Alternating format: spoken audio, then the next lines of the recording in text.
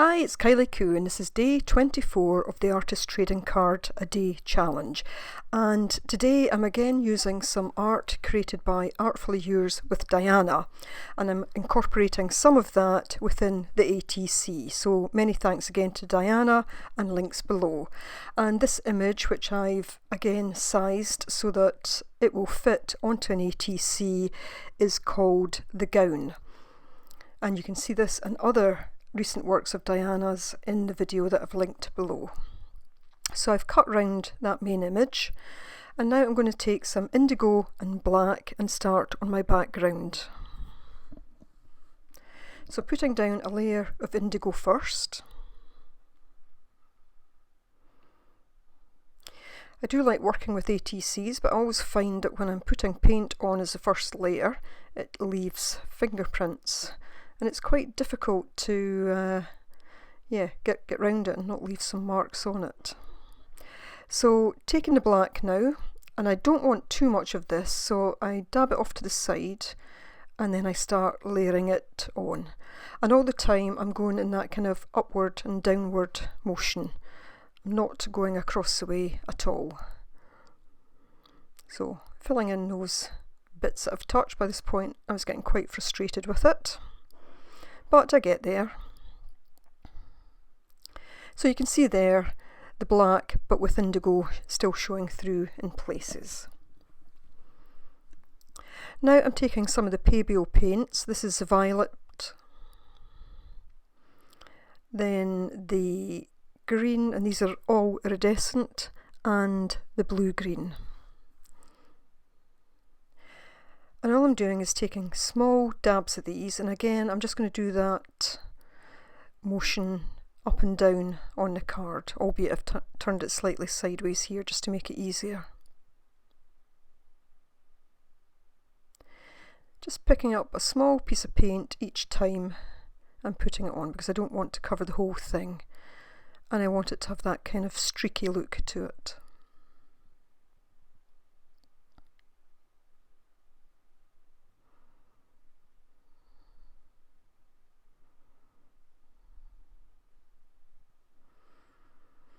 And that, as it kind of blends with the other colours, has quite a nice gold effect to it.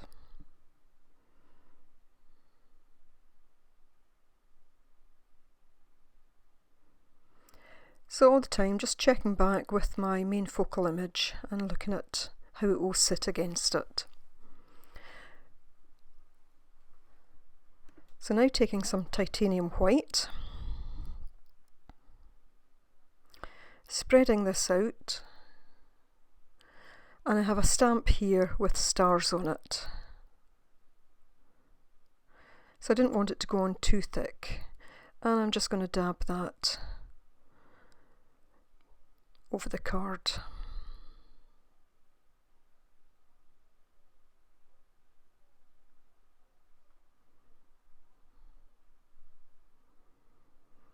Putting a bit more white out, but then I will clean off the stamp so that the acrylic paint doesn't dry on it and waste the stamp.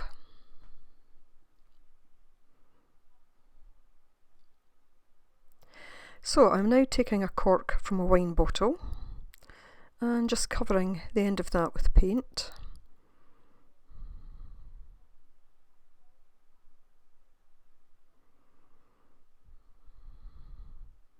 And what I'm going to do here is create the moon. So I'm kind of deciding whether I want it behind her head or off to the side. And I decide off to the side, as that will give me a better composition.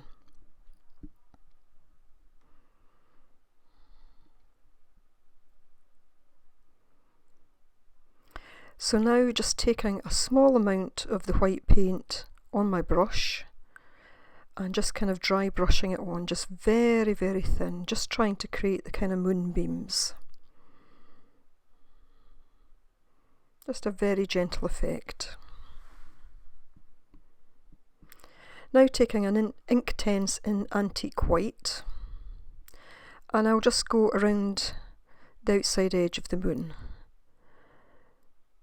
just creating a little bit of that glow that you see, especially when it's a full moon.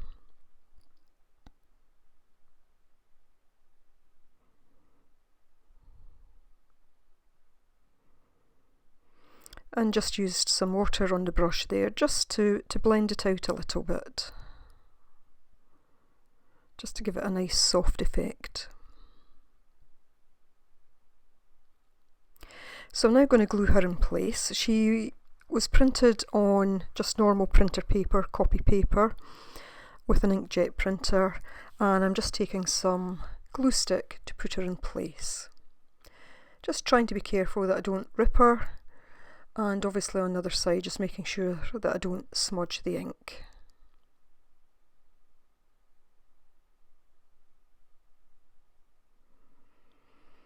So just kind of aligning her with the bottom edge and that right hand side edge. And I'm quite happy with where she's sitting.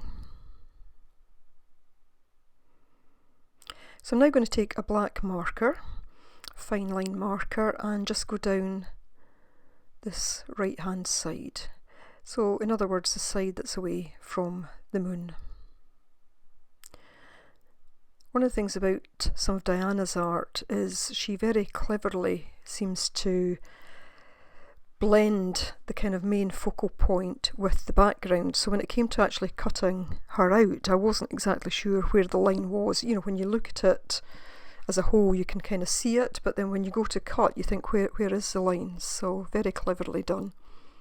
So I'm now taking a white jelly roll, and this time I'm just going along the other side, which is the side towards the moon, and just trying to give that kind of light that would be hitting her.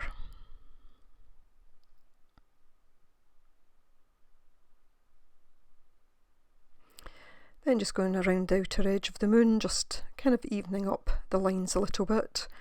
And then I'll also take the pen and just put some of it down inside the moon itself and just kind of blend it around with my finger.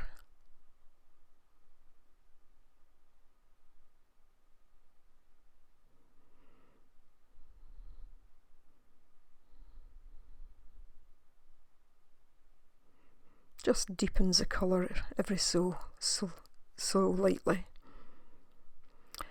And I went for timeless. I'd thought about two or three different things, but then just felt that timeless fitted it.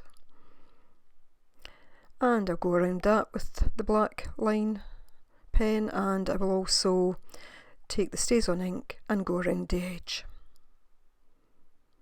So I'm very grateful to Diana again for allowing me to use her artwork. I love doing collaborations with her. I think we work well together, and I think, as I said in yesterday's video, we'll be doing some more collaborations soon. So please do go and check her out.